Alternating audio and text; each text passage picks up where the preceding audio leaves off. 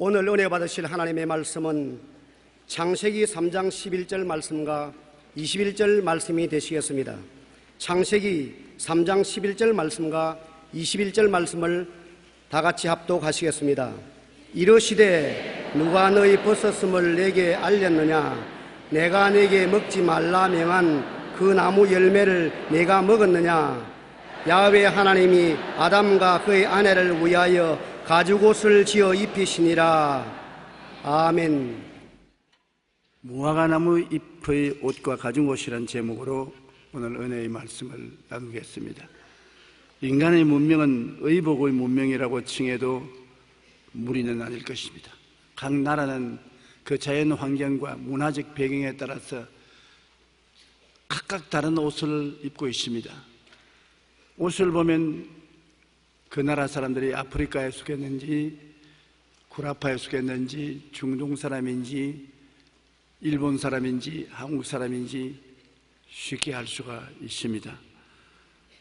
저는 옷이라고 말하면 항상 잊어버리지 않는 것이 있습니다. 제가 자라난 그때는 1930년대니까 그때는 우리 한국이 일제 강점 하에 있었고 굉장히 가난하고 헐벗고 굶주릴 때였습니다. 더구나 농촌에 삶은 원시시대와 같았습니다. 그런데 내가 5살인가 6살쯤 되었을 때 우리 어머님께서 큰 마음을 잡수시고 저를 장터에 데리고 가서 난생 처음으로 멜빵을 걸친 양복을 하나 사주셨어요. 처음 옷을 입어봤었습니다. 그래서 그걸 입고서 집으로 오는데 발이 땅에 닿는지 안 닿는지 알 수가 없어요. 너무 좋아서. 그래서 그 멜빵을 메고 그냥 있을 수가 없어서 자랑하러 나갔습니다. 일꾼들이 밭에서 일하는 데 가서 제가 옷을 이렇게 하면서 내 옷 좀 보래, 내 옷 좀 보래. 그러니까 그 일하는 일꾼들이 다 와, 어떻게 그렇게 좋은 옷을 입었냐. 그때 양복을 보기는 눈 닦고도 볼 수 없을 때였었습니다. 어떻게 그렇게 좋은 양복을 입었냐. 그러니 더 신바람이 나서 자랑하러 멀리까지 갔다가 그만 화장실에 가고 싶은데 평생에 그런 양복을 입어본 적이 없었기 때문에 어떻게 벗는지를 알 수가 없었어요. 그래서 불이 나게 집으로 뛰어오는데 시간이 지나서 그만 실례를 해버리고 말았습니다. 어머니에게 부엌에 끌려가서 부적갱이를 얼마나 얻어맞았는지 말도 다 못합니다. 그 다음에는 어머님께서 그 양복을 안 입혀주셔요. 옛날에 입던 삼배로 만든 헐무리한 벤티 하나만 입혀주시지 그 위엔 옷을 안 입혀주셨어요. 그래서 옷이라고 말하면 그 양복이 늘 기억이 나면서 그거 다시 한번 입어봤으면 좋겠다 그런 생각이 납니다. 창세기에 최초로 아담과 하와가 입은 옷에 대한 이야기가 성경에 기록되어 있는데 그 이야기를 보면 참 재미가 있습니다. 처음 아담과 하와가 지음을 받았을 때는 죄를 짓지 않은 하나님의 형상과 모양대로 존재했기 때문에 영광이 충만했습니다. 하나님의 영광으로 옷 입고 있어서 벌거벗지 않았습니다. 오늘날도 그래요. 여러분, 사람들이 은혜가 충만하고 성령이 충만한 사람이 얼굴에 광채가 나고 온몸에 하나님의 영광이 같이 임하신 것을 보면 그 사람이 굉장히 영광스럽게 보이고 찬란하게 보이는 것처럼 아담과 하와는 하나님의 영광으로 옷 입고 있었기 때문에 그들은 조금도 벌거벗지 않았습니다. 그런데 선악과를 따먹고 범죄하고 하나님께로부터 멀어지자 말자 가장 처음 느낀 것이 하나님의 영광이 떠나가 버리고 마는 것입니다. 하나님의 영광이 떠나가자 그들이 스스로 보니 벌거벗은 존재를 발견했습니다. 아담이 자기가 벌거벗은 거 놀랐습니다. 하와도 자기가 벌거벗은 거 놀랐습니다. 그래서 할 수 있는 것이라는 것은 무화과 나무 잎이 넓적넓적하게 나무에 피어 있으니까 나무 잎사귀를 뜯어서 앞치마를 만들어서 입었습니다. 근데 무화과는 앞치마가 햇빛만 뜨면 말라서 쪼글쪼글해져 버립니다. 그럼 또 무화과 나무 잎사귀를 가지고 옷을 만들어 입고 또 쪼글쪼글해지고, 그래서 도저히 부끄러워서 에덴 동산을 거닐 수가 없어서 숨었습니다. 그런데 동산에서 하나님의 음성이 들려왔습니다. 아담아, 아담아, 내가 어디 있느냐? 굉장히 감격적인 말입니다. 여러분, 아담과 하와가 범죄했으면 아담과 하와가 하나님께 뛰어가야죠. 하나님 말씀을 거역하고 선악과를 따먹고 그 결과로 영광의 옷이 날아가 버리고 빨가벗었습니다. 살려주십시오. 그런데 오히려 하나님의 낯을 피하여 숨었습니다. 벌거벗음으로 형벌을 두려워해서 숨었습니다. 아담과 하와를 찾은 것은 하나님이었습니다. 아담아, 아담아, 내가 어디 있느냐? 제가 마음에 기억이 나는 것은 남미에 가서 대군중이 모였었을 때 그 모든 사람에게 아담, where are you? 하나님이 먼저 너를 찾았다. 그때 그 수많은 군중들이 일제히 박수를 치며 일어나서 우리 하나님께 나가겠다고 하는 것을 제가 본 적이 있는데 그 추억이 사라지지 않습니다. 아담아, 네가 어디 있냐? 오늘 여러분이 이 자리에 오게 된 것도 하나님이 여러분을 찾았기 때문에 와 계신 것입니다. 여러분이 하나님을 찾아 나온 것 아닙니다. 하나님이 아담아, 내가 어디 있느냐? 여러분을 먼저 부르시고 찾아서 그 음성에 끌려 나온 것입니다. 여러분이 하나님을 먼저 사랑한 것이 아니라 하나님이 여러분을 먼저 사랑하신 것입니다. 하나님의 영광을 잃어버리고 하나님을 피해서 숨었을지라도 하나님은 버리지 아니하시고 찾으시는 하나님이신 것입니다. 왜 아담과 하와가 숨었느냐 하면 벌거벗고 나면 두렵지 않습니까? 사람들이 보면 수치스러우니까. 수치스러움과 두려우면 심판이 있기 때문에 그런 것입니다. 오늘날도 마음이 떳떳하면 두려울 것이 없어요. 두려울 것이 없으면 사람들 앞에서 숨을 필요가 없습니다. 그러나 양심에 벌거벗으면 두렵습니다. 사람들 앞에 설 수가 없습니다. 불안합니다. 될 수 있으면 피하려고 하는 것입니다. 그게 사람의 본능인 것입니다. 우리가 죄가 없으면 언제나 굉장히 담대하고 당당할 수가 있는 것입니다. 그런데 하나님께서는 아담과 하와가 벌거벗으니까 너희 벌거벗은 그대로 살아라, 그대로 나가라, 내버려 놓지 아니하시고 그들을 불쌍히 여기사 짐승을 잡아서 피를 흘리고 가죽을 벗겨서 가죽옷을 만들어서 입혔습니다. 제일 처음 가죽옷을 입은 사람이 아담과 하와입니다. 아담과 하와가 가죽옷을 입고 에덴을 나갈 때 이제는 무화과 나무 잎처럼 구겨질 것을 걱정할 필요가 없었습니다. 햇빛이 나도 능히 그를 대항할 수 있는 옷이 되었던 것입니다. 저주받은 거친 환경과 기후에 몸을 보호할 수 있는 가죽옷이었습니다. 오늘 이 이야기는 굉장히 상징적인 의미가 있는 것입니다. 인간이 하나님을 떠나 지어 입은 옷은 벌거벗은 수치와 절망을 피해보려는 노력의 일환인 것입니다. 인간은 윤리와 도덕적인 행위의 의복을 만들어 입습니다. 마음속에 어찌한지 죄책을 가리우고 정죄를 가리우고 싶은 마음이 있어서 의로운 행위를 가지고 이것을 덮어보려고 애를 쓰는데 의로운 행위로서 죄악을 덮을 수 있는 옷이 되지 못합니다. 갈라디아서 2장 16절에 보면 사람이 의롭게 되는 것은 율법의 행위로 말미암음이 아니요 오직 예수 그리스도를 믿음으로 말미암은 줄 알므로 우리도 그리스도 예수를 믿나니 이는 우리가 율법의 행위로서가 아니고 그리스도를 믿음으로써 의롭다 함을 얻으려 함이라. 율법의 행위로서는 의롭다 함을 얻을 육체가 없느니라. 성경은 분명히 말하기를 도덕적인 행위로서 의롭다 함을 입을 육체가 없다고 말한 것입니다. 가늠하다가 현장에 잡힌 여자에 대한 예수님의 말씀을 여러분 기억해 보십시오. 모든 율법주의자들이 돌을 들어서 그 여자를 치려 했습니다. 예수님께 물었습니다. 모세의 율법에는 가늠하다가 잡힌 여자는 돌로 쳐 죽이라 했는데 당신은 이 여자를 어떻게 하겠습니까? 그때 예수님께서 그들에게 하신 말씀이 있습니다. 너희 중에 죄 없는 자가 먼저 돌로 쳐라. 예수님 치지 말란 말 안 했습니다. 돌로 쳐라. 말씀대로 죄를 지은 사람은 돌로 쳐야 마땅하다. 그러나 너희 중에 죄가 없는 사람이 먼저 돌로 쳐라. 그러고 난 다음에 예수님이 한 사람 한 사람 얼굴을 쳐다보시고 난 다음 손가락으로 땅에 기록하는데 뭘 기록했는지 우리 분명히 상상할 수 있습니다. 그 사람들의 감추인 죄악을 기록합니다. 너가 그 여자의 행위를 돌로서 쳐서 보응을 하면 그 다음 너가 돌을 맞아야 될 것이다. 그러므로 모든 사람이 다 돌을 버리고 도망친 것을 우리는 알고 있습니다. 잠시 후에 보니까 사람이 한 사람도 없어요. 돌만 다 땅에 떨어져 있지.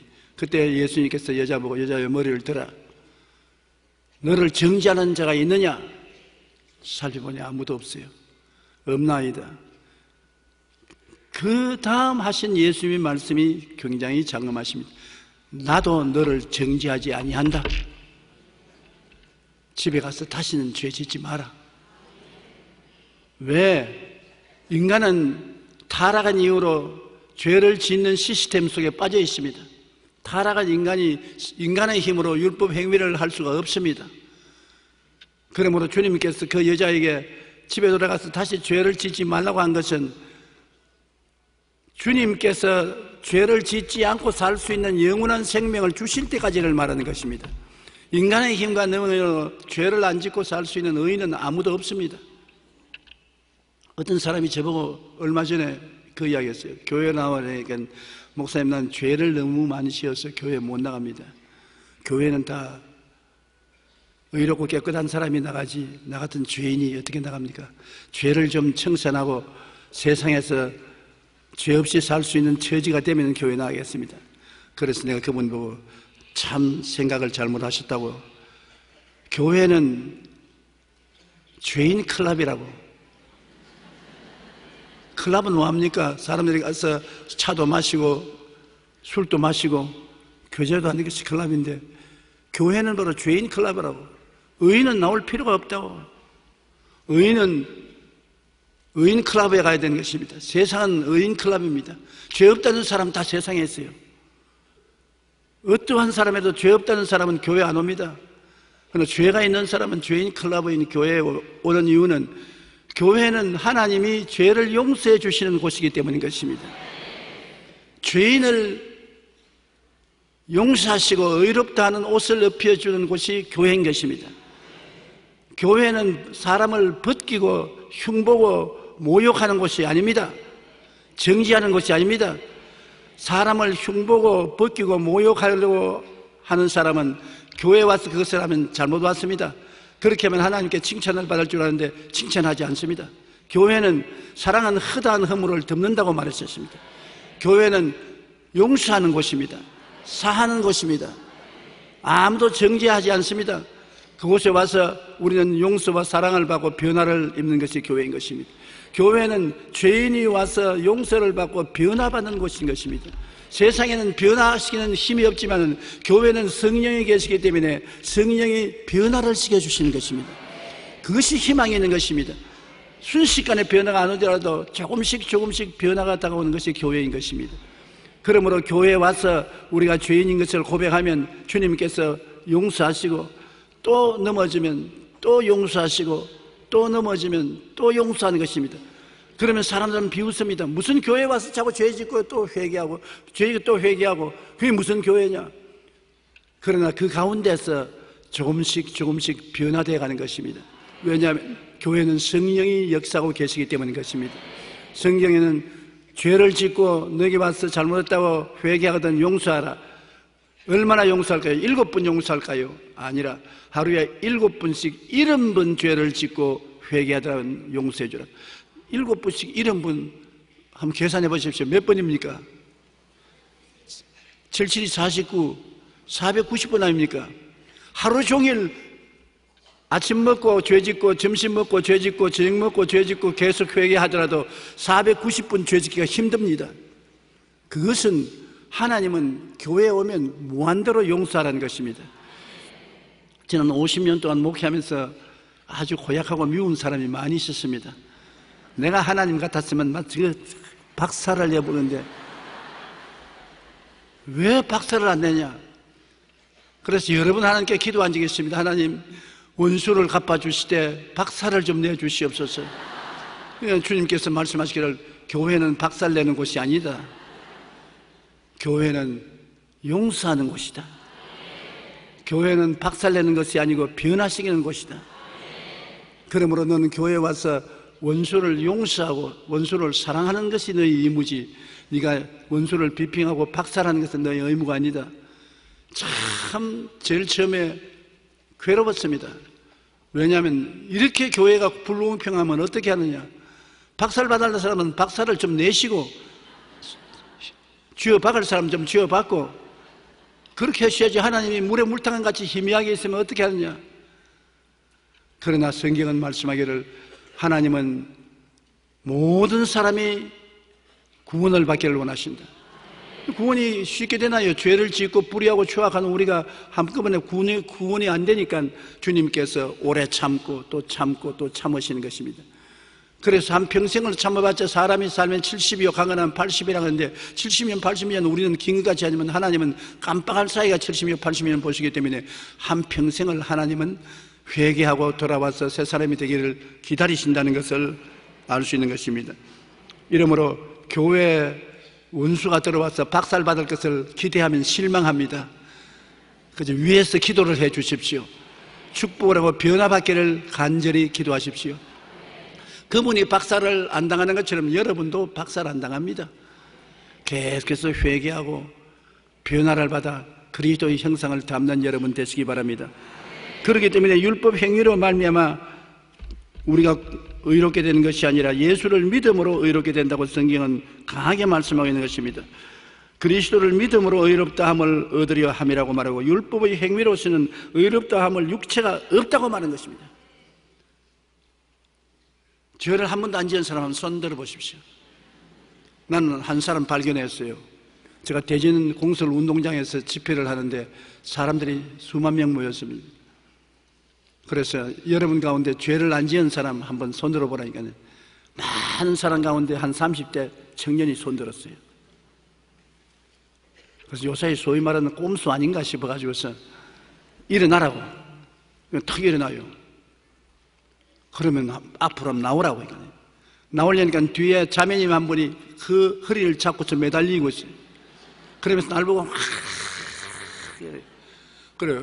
한 사람은 나오고 한 사람은 잡고 손을 흔들고 웬일이냐니까 큰 소리로 우리 남편 정신병자예요. 그게 내가 크게 깨달은 것입니다. 정신병자만 죄인이 아니라고 생각하고 있는 것입니다. 정신이 올바르던 사람은 다 죄인인 것을 알고 하나님 앞에 용서를 구하는 것입니다. 그러므로 사람들은 자기가 의롭다는 행위를 보여주기 위해서 율법의 의복을 만들어서 입습니다. 그러나 그것이 이렇게 만들지 않습니다. 그리고 또 사람은 인간의 삶의 의미를 쫓는 바벨탑의 의복을 지어서 입습니다. 하나님 없이 인본주의로 삶의 의미를 발견할 수 없습니다. 그럼에도 불구하고 인본주의로 큰 사업을 해서 그것으로서 자기 이복을 삼고 자기 자랑으로 삼습니다. 바벨탑은 어떤 것입니까? 시날 땅에서 그들이 모여가지고서 벽돌을 만들어서 탑을 쌓되 하늘에 닿게 쌓아서 자기 이름을 내고 다시 홍수가 나도 물에 빠져 죽을 이유도 없고 그 성에서 함께 모여서 하나님 없이 즐겁게 살지 않은 것입니다. 그러나 바벨탑은 결국 실패하고 말한 것은 하나님이 흩어서 살으라고 했지 한데 흉악하게 뭉치라고 말 안 했었습니다. 그래서 하나님께서 성을 지을 때 말을 바꾸었었습니다. 혼잡하게 말을 바꾸니까 벽돌을 올리려는데 지프를 올리고 지프를 올리는데 나무를 올리고 말이 안 통하니까 바벨탑을 쌓지 못하고 무너지고 다 흩어져 버리고 말한 것입니다. 사람들은 하나님 없이 탑을 하늘에 닿게 하여 이름을 내고 온 지면의 흩어짐을 면하기를 원하고 있는 것입니다. 그러나 하나님 없는 여러분 모든 인생의 교만은 자기에게 영광스러운 옷이 되지 못합니다. 야훼께서 집을 세우지 아니하시면 세우는 자의 수고가 헛됩니다. 야훼께서 성을 지키지 아니하면 바스콘의 경성함이 헛삽니다. 아침에 일찍 일어나고 저녁에 늦게 누우며 수고의 떡을 먹음이 헛됩니다. 모든 일에 하나님이 도와주셔야 되는 것입니다. 사람이 계획을 아무리 세봐도 하나님이 축복 안 해주시면 그 계획이 성사되지 않습니다. 북한이 올해 2012년도가 강성대국을 이루고 대한민국을 총 한 방 쏘지 않고 흡수통일하는 해로 정했지만은 그대로 됐나요? 김정일이 죽음으로 다 끝나고 말한 것입니다. 다 계획을 세워놔도 그 계획을 세운 사람이 끝나지 않습니까? 하나님을 모시고 일을 하면 그것이 영광의 옷이 되는 것입니다. 하나님 없이 인간의 수단과 방법으로 아무리 옷을 지어 입어도 영광이 되지 못합니다. 더러운 옷이 되고 마는 것입니다. 수치스러운 이복이 되고 마는 것입니다. 그러므로 여러분, 하나님 없는 인간의 모든 노력은 바벨탑으로 지칭되고 마는 것입니다. 헛되이 허물어지고 마는 것이 되고 마는 것입니다. 인간은 또한 죽음을 이겨보려고 각종 종교적인 의복을 만들어 입습니다. 그 종교적인 의복을 만들어 입어도 그 종교가 여러분에게 구원을 갖다 주지도 아니하고 부끄러움과 수치를 면해 주지도 않습니다. 사람이 한 번 죽는 것은 정한이지요. 사람에게 정해진 것이요, 그 후에는 심판이 있습니다. 우리가 왜 예수를 믿습니까? 종교적인 의복을 갖다 입어도 그것은 곧 낡아지고 없어지는 것뿐이고, 종교적인 의복이 우리에게 생명을 갖다 주지 못합니다. 종교적인 수양과 도덕과 노력으로 우리가 의롭게 됩니까? 안 되잖아요. 그러나 하나님께서 의복을 우리에게 입혀주셔야 되는데, 그 의복이 바로 예수 그리스도의 십자가 보혈로 값주고 산 의복을 우리가 입어야 되는 것입니다. 나의 죄를 씻기는 예수의 피밖에 없네. 다시 정케하기도 예수의 피밖에 없네. 그리스도가 여러분과 나의 일생의 죄를 대신 짊어지고 십자가에 올라갔다는 것을 기억하십시오. 일생의 죄라는 것은 내가 어머니 뱃속에서 태어날 때부터 시작해서 죽은 무덤에 들어갈지 한평생의 모든 죄를 뭉뚱그려서 주님이 청산하는 것입니다. 그러므로 이미 과거에 지은 죄도 주님 청산하시고, 지금의 죄도, 그리고 장차 죽기 전에 지을 죄도 다 주님이 청산하신 것입니다. 그렇기 때문에 예수 믿으면 용서와 의를 얻는다는 것은 주님께서 다 이루어 놓았기 때문에 값없이 선물을 받는 것입니다. 선물이라는 것은 여러분 공짜로 받는 것이지, 선물은 대가를 주고 받는 것이 아닌 것입니다. 많은 사람들이 구원을 받되, 하나님의 용서와 의를 받되 대가를 지불하여 내가 훌륭한 일을 해야 되는 줄 아는데, 물론 그렇게 해야 돼요. 용서받고 구원받았으므로 성령의 도움을 받아 그리스도의 형상으로 변화되어야 되겠지만, 구원을 받는 데는 조건이 없습니다. 선물입니다. 그 은혜를 인하여 믿음으로 말미암아 구원을 얻는, 이것이 우리에게서 난 것이 아니요 하나님의 선물이라. 선물을 받고 여러분께서 대가를 지불하면 선물이 아니고 여러분 값으로 산 것이 되고 마는 것입니다. 선물은 끝까지 선물로 받아야 되는 것입니다. 선물을 받고 난 다음 대가를 주면 그 다음 그것은 선물이 안 되고 마는 것입니다. 내가 늘 말하지만 우리 손녀들이 명절날 나에게 할아버지라고 선물 가져오는데, 난 선물 가져오면 절대로 돈 안 줍니다. 대개 선물 가져오면 머리 쓰다듬어 주고서 돈 천원, 만원도 주고 2만도 주는데 저는 안 줘요. 근데 애들은 그거 줄 줄 알고 어리 손을 다 내밀고 나옵니다. 왜? 애들에게 깊이 인상을 남겨놓기 위해서. 내가 애들하고 말합니다. 너희들이 할아버지에게 이거 선물로 줬냐, 팔려 왔느냐? 선물요. 선물은 팔려 안 왔기 때문에 돈 없이 공짜로 주는 것이다. 그렇기 때문에 내가 너희에게 아무런 돈을 줄 수 없다. 주면 내가 사는 것이기 때문에. 그리고 꼭 내가 말을 붙입니다. 하나님이 우리를 구원하시는 것도 선물로 주는 것이지 팔러 오신 것이 아니다. 대가를 주고 구원을 사는 것이 아니라 믿음으로 공짜로 선물을 받는 것이다. 하나님이 세상을 이처럼 사랑하사 독생자를 주셨으니 누구든지 남녀노소 빈부귀천없이 저를 믿는 자마다, 공짜로만 믿는 자마다 멸망하지 않고 영생을 얻으리라. 그래서 기독교 신앙이 위대한 것은 우리는 행위로 말미암아 구원받는 것이 아니라 믿음으로 구원받는 것입니다. 믿으면 하나님이 성령을 우리 속에 보내주시는 것입니다. 어찌할 수 없이 믿음의 대가로 성령이 오시면 성령은 변화시키는 역사를 베푸는 영이십니다. 성령은 가만 계신 영이 아닌 것입니다. 공기처럼 우리 속에 들어와서 우리에게 변화를 시켜주는 것입니다. 창세기에 땅이 공허하고 혼돈하며 흑암의 기쁨이 있을 때 하나님의 신이 수면에 운행하시더라. 하나님의 신이 공허하고 혼돈하며 흑암의 깊이 놓는 것을 수면에 운행하시고 난 다음에 하늘이 생기고 빛이 생기고 생물이 생기고 새로운 세계가 창조된 것입니다. 성령이 운행한 곳에는 새로운 세계가 창조되고 변화되는 것입니다. 여러분, 마음이 공허하고 혼돈하며 흑암의 깊은 모였을 때 그 마음을 누가 변화시킵니까? 예수를 믿고 기도하면 성령이 와셔서 여러분 그 새로운 마음의 세계를 만들어주는 것입니다. 한 사회가 공허하고 혼돈하며 흑암의 깊음에 있고 부패에 넘쳐난 사회를 무엇으로 변화시킵니까? 성령이 오시면 성령이 그 사회를 변화시켜 주시는 것입니다.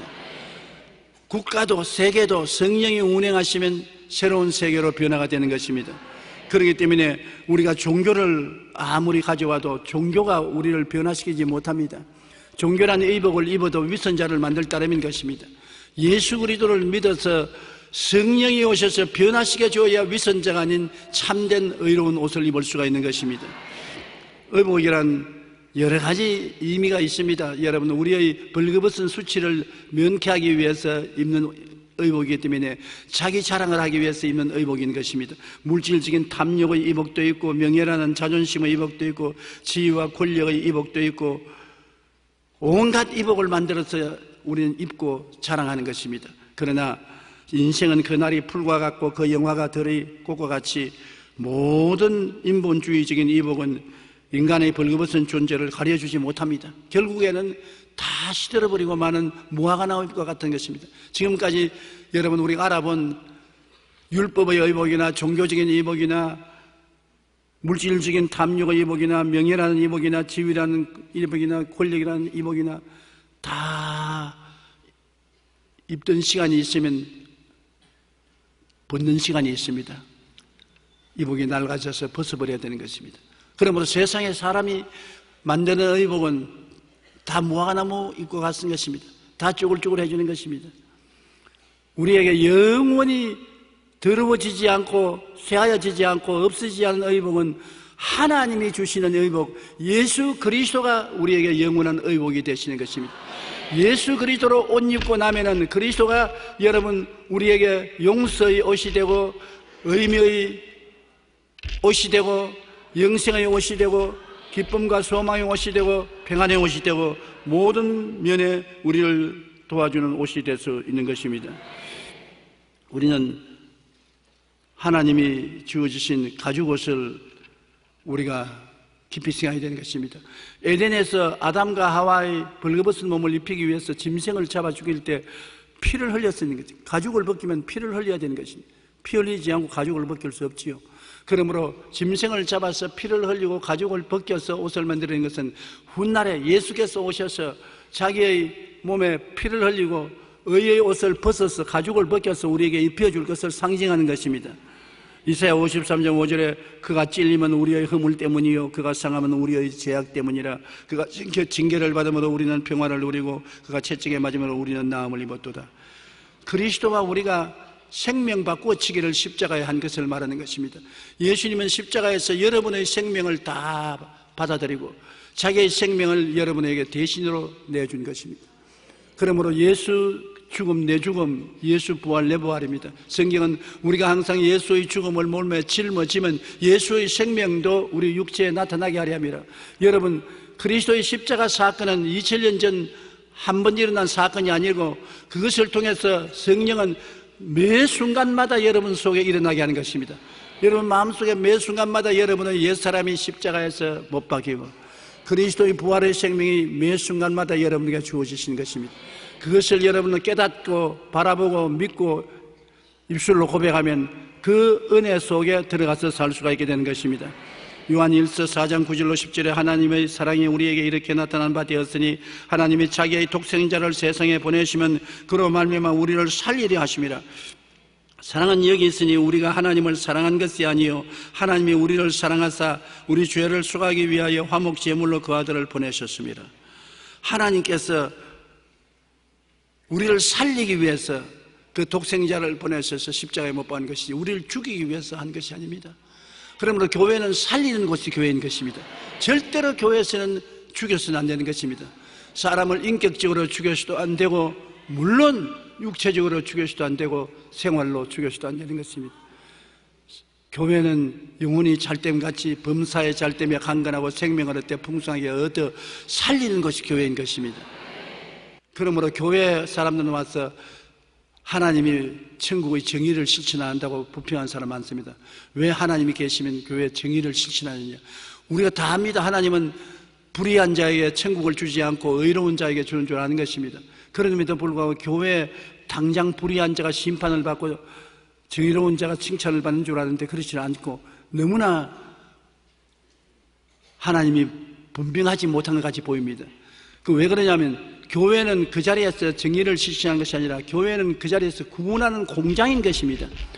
신제품이 그 자리에서 다 만들어진 것이 아니라 전부 낡은 제품들이 들어와서 변화를 받아서 새 사람이 되어서 나가는 것이 교회이기 때문에 교회는 새 사람을 만드는 공장이므로 심판하는 곳이 아닙니다. 이러므로 교회에 와서 여러분 하나님의 정의의 뜻이 빨리 이루어지지 않는다고 낙심해서는 안 됩니다. 오랫동안 기다려야 되는 것입니다. 오랫동안 우리가 견딜 수 없을 정도로 오래 기다려야 되는 것입니다. 그러면 주님께서 우리를 심판한 것이 아니라 살려주시는 것입니다. 그것이 하나님의 목적인 것입니다. 죄받아 죽이는 것이 아닌 것입니다. 그 아들을 화목 제물로 십자가에 못 박기까지 사랑했으니 여러분에 대한 사랑이 얼마나 크다는 것을 우리가 알아야 되는 것입니다. 그래서 하나님의 은혜의 옷을 예수 그리스도를 통해서 입혀주시는 것입니다. 우리는 먼저 의의 옷을 받아 입지요. 예수님이 우리 죄를 다 청산하시고 당신의 의를 우리에게 입혀주셨으니 그 의는 죄를 한 번도 안 지은 상태를 의라고 말하는 것입니다. 우리가 보통 의롭다 말하면 그 사람 좋은 행동을 했으니 의롭구나 그렇게 하는데 성경에 예수를 믿음으로 의롭다을 입는다는 것은 여러분 일생에 한 번도 죄를 안 지은 상태를 만들어주는 것이 하나님 주신 의인 것입니다. 그렇기 때문에 하나님 앞에 담대하게 설 수 있는 것은 하나님은 죄가 안 보여요. 예수 그리스도 이름을 의지하고 하나님 앞에 나온 사람에게는 죄가 안 보여요. 의밖에 안 보여요. 그러므로 주님 앞에 설 수가 있습니다. 로마서 3장 23절 24절에 모든 사람이 죄를 범하였음에 하나님의 영광에 이르지 못하더니 그리스도 예수 안에 있는 속량으로 말미암아 하나님의 은혜로 값없이 의롭다 하심을 얻은 바 되었나니라. 모든 사람이 죄를 범했음에 그 사람의 힘을 통해서는 종교를 가져나 수양과 도덕을 닦거나 아무리 세상적인 명예를 가지고 옷을 입어도 하나님 앞에 이르지 못하지만은 예수를 믿으면 그 은혜로 값없이 의롭다함을 얻어서 당당하게 하나님 앞에 설 수가 있는 것입니다. 내가 너를 구원하니 내게서 불로 연단한 금을 사서 부유하게 하고 흰옷을 사서 입어 벌거벗은 수치를 보이지 않게 하고 안약을 써서 눈에 발라 보게 하라고 말했는데 그리스도의 흰옷은 무수로 예수님이 보혈로 값주고 사는 것입니다. 보혈은 우리에게 값없이 선물로 주신 것입니다. 하나님이 가장 원하시는 것은 여러분과 나에게 과거의 모든 죄와 허물을 벗겨버리고 하나님은 용서와 의의 옷을 입히는 것을 원하시는 것입니다. 하나님은 탕자가 아버지 재산을 다 가지고 나가서 허랑방탕하여 다 없애버리고 난 다음에 돼지 속으로 들어가서 살다가 살 수가 없어서 천부여접수 손두고 온다고 돌아온 탕자 이야기를 성경에 말했는데 탕자가 돌아올 때 아버지가 뛰어나갔다고 말하는 것입니다. 왜 뛰어나갔습니까? 아들이 회개하고 들어오면 가만히 기다리고 있지 왜 아버지가 뛰어나와서 아들을 마중했느냐? 옛날에 구약시대 보면은 아버지와 어머니를 거역하서 나간 사람은 돌로 쳐 죽이라고 말했었습니다. 아버지의 마음은 이 반역하고 나가서 아버지 재산을 다 탕진가산하고 돼지 속으로서 살다가 못 살게 되니까 종이라도 삼아달라고 오는 이것을 독립 사람이 보면 돌로 나가서 채 죽일 수 있습니다. 그 아버지가 그 아들을 얼마나 사랑하는지 독립 사람이 나와서 돌로 쳐 죽이기 전에 빨리 그 아들을 보호해야 했다 싶어서 아버지가 뛰어나와서 아들을 끌고 제일 먼저 제일 좋은 옷을 갖다 입히라고 말한 것입니다. 하나님께서 여러분 우리를 얼마나 사랑하냐면 뛰어나와서 우리를 보호해 주기를 원하시는 것입니다. 독립 사람이 여러분을 심판하지 못하도록 뛰어나와서 용서와 의의 옷을 입혀주기를 원하시는 분이 바로 하나님이신 것입니다. 그렇지 않고는 여러분 우리가 구원받을 수가 없습니다. 우리는 심판받을 수밖에 없는 존재지만은 하나님이 우리를 구원하시되 영원한 사랑으로 뛰어나와서 우리를 안아주시는 것입니다. 성경에 탕자가 올 때 아버지는 종들에게 이르되 제일 좋은 옷을 내어다가 입히라. 제일 좋은 옷을 입히라. 그 더러운 옷 벗기고 난 다음에 헐무리한 옷 갖다 입혀라. 참고 있지 않느냐? 그렇게 안 했습니다.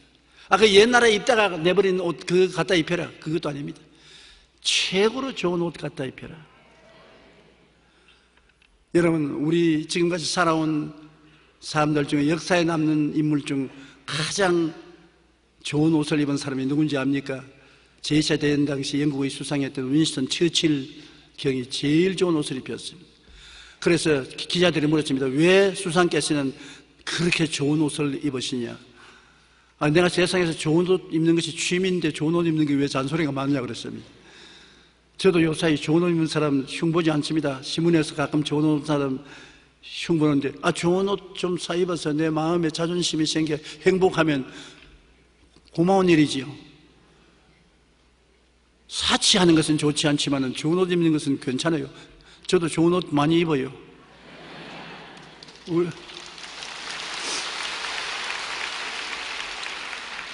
우리 하나님 아버지께서 죄인이 돌아오실 때 제일 좋은 옷을 입히라고 말한 것입니다. 여러분, 인생도 제일 좋은 삶을 살면서 남에게 나누어 주는 것이 자본주의지, 무조건 하고 돈 많고 성공한 사람은 나쁜 놈, 도둑놈으로 만드는 사회는 자본주의가 아닙니다. 이 세상에 부자가 된다는 것이 쉬운 일입니까? 눈물과 피와 땀으로 돈을 모으는 것이 부자가 되는 것인데, 부자를 쥐어박으면 안 되는 것이, 다 부자가 될 능력은 없습니다. 사람이 다 부자 될 능력이 있어요.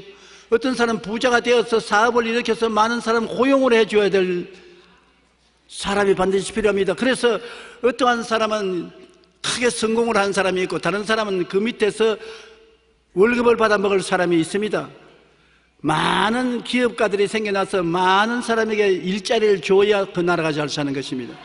그런데 기업가들이 일어나면 그 모두 도둑놈이라고 때려서 잡아버리면 나라 경제가 어떻게 되는 것입니까?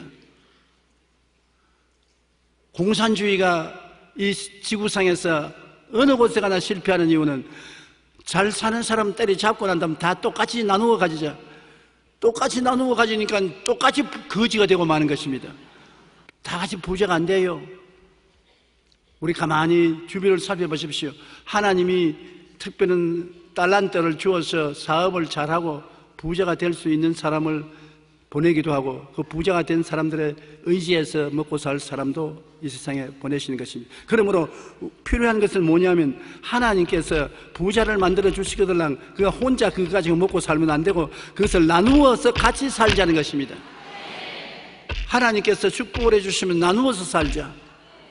우리 여의도 순복음교회가 하나님께 축복을 받아 세계 최대의 교회가 되었는데, 그대로 자랑하면 어떻게 합니까?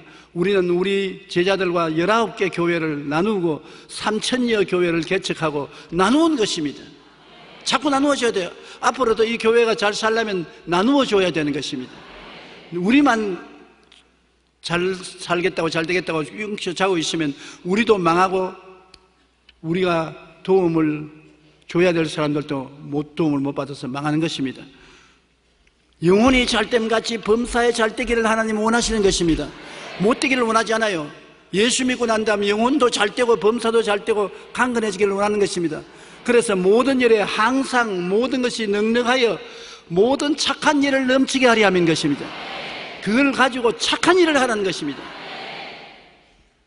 그것이 모두 다 못되게 만들고 모두 다 망하게 만들고 다 똑같이 거지로 만드는 것이 우리 신앙생활이 아니고 그것이 자본주의 사회가 아니라는 것을 저는 알고 있는 것입니다. 성경에 하나님께서 제자들, 종들 보고 회개하고 돌아오는 자기 아들에게 제일 좋은 옷을 내어다 입혀라. 그래서 하나님은 좋은 것 주시기를 원하시는 것입니다. 너 자녀가 떡을 달라면 돌을 주며 생선을 달라면 뱀을 줄 자가 있겠는가? 너희가 악할지라도 좋은 것 줄 줄 알거든. 하물며 천부께서 구하는 자에게 좋은 것을 주지 않겠느냐? 우리도 자식들에게 좋은 것 주기를 원하는데 하나님이 좋은 것 주기를 원치 않겠느냐? 신앙은 단계가 있어요. 예수 믿고 난 다음에 죄악에서 건지냄을 받아서 영혼이 잘 되고 범사에 잘 되고 강간 나이게 되는 것은 초보 신앙인 것입니다.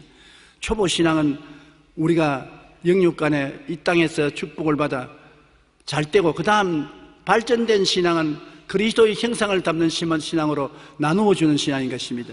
제일 처음에 잘 되어서 복을 받고 난 다음 그 다음에는 나누어 주라는 것입니다. 내가 가진 것을 남에게 나누어 줘서 나처럼 함께 즐겁게 행복하게 살 수 있게 만드는 것은 그 다음 단계의 신앙인 것입니다. 우리는 하나님께서 우리에게 가장 좋은 옷을 갖다 입히니 예수 그리스도의 의의 옷을 갖다 입히고 그 다음 손에는 가락지를 끼워서 찬양하는 것을 확증해 주시고 발에는 맨발 벗지 않고 신발을 신기고 그 다음에는 살찐 송아지를 끌어다가 잡아라 우리가 먹고 즐기자. 이네 아들은 죽었다가 다시 살아났으며 내가 잃었다가 다시 얻었노라 하니 그들이 즐거워하더라. 하나님은 꾀째째한 하나님이 아니십니다. 하나님은 여러분이 주님께 나오면 여러분을 예수 그리스도의 피값으로 사서 가장 좋은 의의 옷을 입히시고 성령으로 인을 쳐주시고 여러분의 병을 고쳐주시고 저주를 제하여 아브라함의 복을 주시고 영생 복락을 주시는 하나님이신 것입니다. 그렇게 하시면서 자 내가 이 은총을 주었으니 이제는 일어나서 너보다 못한 사람을 도와주라. 못한 사람과 나누어라. 못한 사람에게 은혜를 베풀라. 이렇게 하는 것이 우리 신앙의 정통적인 길인 것입니다. 하나님은 허물로 뒤덮인 인생을 거룩한 옷으로 바꿔 입혀주시는 것입니다. 자꾸 허물을 벗겨서 허물을 지적해서 사람을 못 살게 하는 것이 아니라 거룩한 옷으로 입혀주시는 것입니다. 히브리서 10장 10절로 14절에 보면 예수 그리스도의 몸을 단번에 들이심으로 말미암아 우리가 거룩함을 얻었다. 예수님이 우리 대신 허물로 심판받음으로 우리가 허물에서 용서를 받고 하나님은 허물 자신 논하지 않는다는 것입니다. 골로새서 3장 12절에 너희는 하나님이 택하사 거룩하고 사랑받는 자처럼 긍휼과 자비와 겸손과 온유와 오래 참음으로 옷 입어라. 이 하나님은 우리의 모든 삶을 옷 입는 것으로 비유해서 말씀하는 것입니다. 하나님 앞에 설 수 있는 옷, 예의에 어긋나지 않은 거룩한 옷, 의로운 옷, 아름다운 옷을 예수님의 피를 힘입어 허락해 주시는 것입니다. 오늘 예수 믿으면 여러분 하나님 앞에서 의로운 옷, 거룩한 옷, 깨끗한 옷, 예의에 어긋나지 않은 옷을 입혀주심으로 여러분이 그리스도의 피를 의지해서 하나님 앞에 담대히 설 수 있는 것입니다. 오늘은 이 땅에 살다가 내일은 다 천당에 가야 될 것 아니겠습니까? 영원히 이 땅에 살 사람이 누가 있겠습니까? 그러므로 우리는 항상 우리 마음속에 그리스도를 통해서 보혈로 무장하고 언제 이 땅을 떠나더라도 하나님 앞에 설 수 있는 마음의 자세를 갖게 되시기를 바랍니다. 사람들마다 이 세상에 영생의 옷을 입고 치료의 옷을 입고 축복의 옷을 입고 하나님 앞에 춤추며 하나님께 영광을 돌리고 살기를 하나님은 원하시고 계신 것입니다. 무화과 나무 잎으로 옷을 만들어 입은 것은 쉽게 쭈그러지고 낡아지고 사라지지만은 하나님이 주시는 예수 그리스도의 옷을 입은 사람은 영원히 가는 것입니다. 그러므로 예수 그리스도를 통해서 용서와 의의 옷을 반드시 입어야 되는 것입니다. 거룩한 옷을 입어야 되는 것입니다. 축복의 옷을 입어야 되는 것입니다. 치료의 옷을 입어야 되는 것입니다. 영생 복락의 옷을 입어야 되는 것입니다. 하나님은 이 옷을 예수 그리스도를 통해서 값없이 입혀주는 것입니다. 이 옷이라는 것은 실제로 우리가 먼데로 입는 이 옷이 아니라 우리 속 사람이 입는 옷인 것입니다. 우리의 생각에 입는 옷인 것입니다. 우리가 자존심을 가지고 스스로 꿈을 꾸면서 입어보는 옷인 것입니다. 믿음으로 있는 옷인 것입니다. 우리는 입술로 고백함으로 나는 의의 옷을 입고 있다. 나는 거룩한 옷을 입고 있다. 나는 치료의 옷을 입고 있다. 나는 축복의 옷을 입고 있다. 영생복락의 옷을 입고 있다고 시인해야 되는 것입니다. 사람들은 생각하기를 아유 그 말을 믿습니까? 나는 안 믿습니다. 여러분 믿음을 사람들은 오해를 하는데 세상에 있는 믿음은 믿을 수 있는 만한 것을 믿는 것입니다. 합리적이고 논리적인 것을 믿을 때 이 세상에서 말하는 믿음인 것입니다. 아버지와 자식이 서로 믿는 것은 있을 수 있는 일입니다. 부부간에 믿는 것은 있을 수 있는 일인 것입니다. 형제간에 믿는 것은 있을 수 있는 일이고 합리적이고 논리적인 것입니다. 그러나 홍해수가 갈라질 것을 믿는 것은 합리적이고 논리적인 것이 아닙니다. 비합리적이고 비논리적인, 비과학적인 것입니다. 죽은 자가 살아나는 것은 비논리적인 것입니다. 그러면 세상에서 믿음이라는 것은 모두 다 합리적이고 논리적인 믿음을 말하지만은 성경에 말하는 믿음은 창조적인 믿음을 말하는 것입니다. 하나님을 믿는 것입니다. 인간으로 할 수 없는 것이 이루어지는 것을 하나님을 믿는 믿음인 것입니다. 그러므로 세상적인 믿음이라는 것은 기적이 없습니다. 하나님의 믿음은 기적이 있는 것은 하나님을 믿고 하나님 말씀을 믿기 때문에 없는 것을 있게 하시고 죽은 자를 살리시는 기적이 일어나게 되는 것입니다. 아유, 그런 믿음은 나는 못 가지고 있습니다. 성경에는 누구든지 이 산들에 명하여 저 바다에 던지라 하고 그것이 이룰 줄 마음에 믿고 의심하지 않으면 그대로 되라는 큰 역사가 일어난다 했는데, 그게 필요한 믿음이 뭐냐? 겨자씨 하나를 만한 믿음만 있으면 그렇게 된다고 말하는 것입니다. 옛날엔 제가 겨자씨를 늘 넣어다니면서 보여주었는데 이제는 자꾸 옷을 갈아입다가 보니까 어디 갔는지 막 흔적이 사라져버렸어요. 겨자씨 하나를 만한 믿음만 있으면. 그 말은 무슨 말입니까? 우리가 예수를 믿고 하나님 자녀가 되었어도 우리의 가슴 속에 불신앙이 꽉 들어차 있습니다.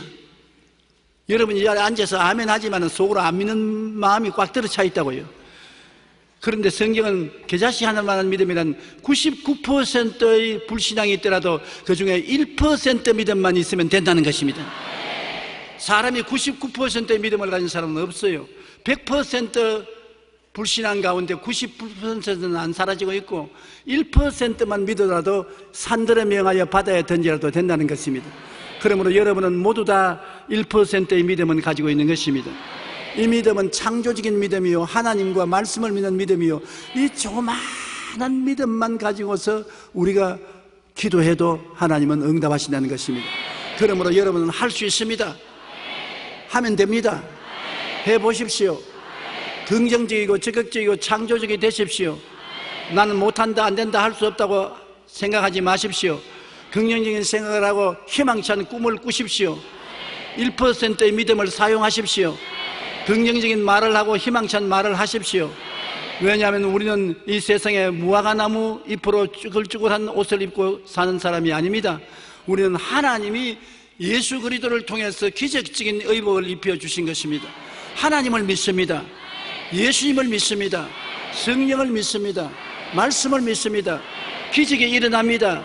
여러분에게 좋은 일이 일어나는 것은 그것이 일어날 수 있는 믿음을 주셨기 때문인 것입니다. 하나님이 누구든지 이 산들을 명하여 저 바다에 던지라면 된다는 것입니다. 특별한 사람만 되는 것이 아닙니다. 조용기가 그 일을 할 수 있으면 여러분도 그 일을 할 수 있습니다. 예수 믿는 사람은 모두 다 태산을 옮길 수 있는 믿음이 있는 것입니다. 우리가 하나님 앞에 내가 믿음이 있는 것을 알고 믿음을 활용해서 하나님의 기적이 일어나게 되시기를 주 이름으로 축원합니다. 우리는 그리스도의 옷을 입고 운명과 환경을 이기고 생명에 충만한 삶, 금세와 내세의 이기는 삶을 살아갈 수가 있습니다. 왜냐하면 이 이복을 입은 사람들은 하나님을 믿을 수 있는 담력이 생기기 때문에 모두 다 마음에 비록 의심이 꽉 들어차 있더라도 1%의 믿음만 가지면 산을 옮기기 때문에 더 많은 믿음이 없다고 탄식하지 마십시오. 1%의 믿음을 사용하게 되면 그 믿음이 자꾸 자라는 것입니다. 내가 2주간 전에 기도문에 설교하러 갔는데 주의 종 아들이 13살 먹는 아들이 중학교 들어가서 축구부에 있는데 다리가 부어서 아프다고 해서 다리를 사용해 힘들어서 병원에 가서 엑스레이 사진을 찍으니까 뼛속까지 암이 퍼졌어요. 암이 뼈만 있는 것이 아니라 살점까지 다 암이 걸렸는데 의사가 깜짝 놀랍니다. 이런 것도 다리 뼈가 안 부러진 것이 희한하다고. 그럼 어떻게 할까요? 저기 나와있죠. 그러니까 우리 병원에서는 치료하지 못하겠으니까 대학병원으로 가라고. 대학병원에 가니까 보더니 고개를 흔들면서 원자력병원에 가라고. 원자력병원에 가기 전에 기도문에 데리고 왔어요. 걔가자고 우리 목사님 안수기도를 좀 받게달라고 어린애가 아버지가 자꾸 하니까 아버지가 애를 데려가면서도 아버지 마음속에 99%의 의심이 꽉 들어찼습니다. 뼛속까지 암이 들린 자식, 병원에서 일반 병원에서 대학병원을 미루고 대학병원은 암전문병원으로 누르고 이거 어떻게 사느냐 말이에요. 그러나 1%의 믿음을 가지고 하나님은 할 수 있다고 기도를 받는데, 어린아이가 기도를 받고 어떻지냐 하니까 기도를 받으니까 쩌릿쩌릿하더라고. 그래서 암병원으로 가서 사진을 찍으니까 암에 온내가 데 없어요.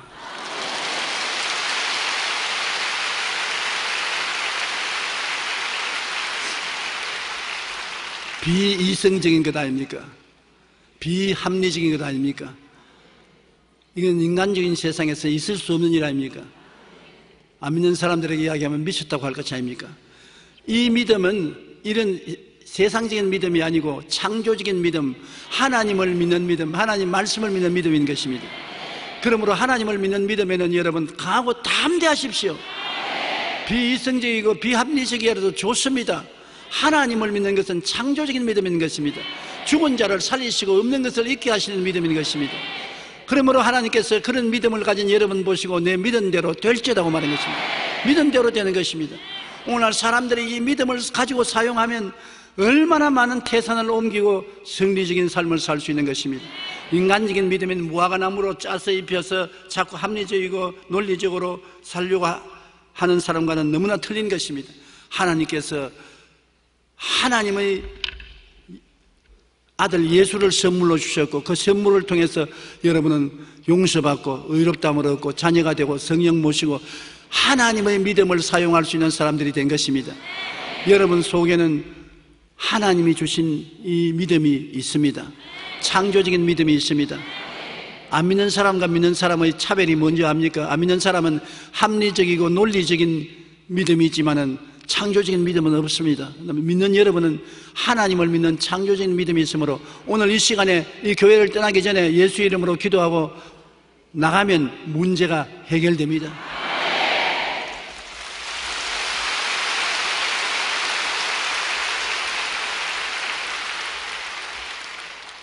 교회 그냥 왔다 갔다 하면 종교적인 행동만 하는 것이 아닙니다. 변화가 다가오는 것입니다.